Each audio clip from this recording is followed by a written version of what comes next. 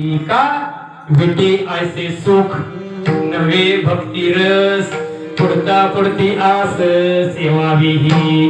तुकोबाराज म्हणतात विटेवरलं जो भक्ती रस आहे तो पुन्हा पुन्हा सेवन करण्याकरिता तुकोबाराज म्हणतात घेईन मी जन्म याजसाठी देवा तुझी चरण सेवा.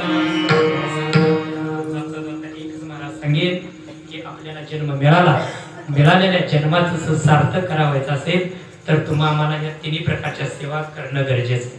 भगवंताचं नामचिंतन, संतांची सेवा आणि पंढरीची वारी, बस एवढं केलं ना तर तुम्हाला काय सुद्धा करण्याची गरज नाही. तुमचा जन्म सार्थकी लागल्याशिवाय राहणार नाही. पण महाराज आम्ही असं करत नाही कारण आमचा जीव आहे ना हा संसारामध्ये गुरफटलेला आहे.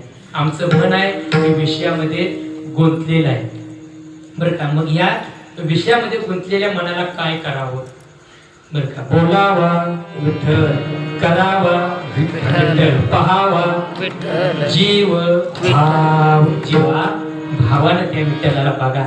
येणे सोसे मन झाले हाव भरी मग परत माघारे येत नाही.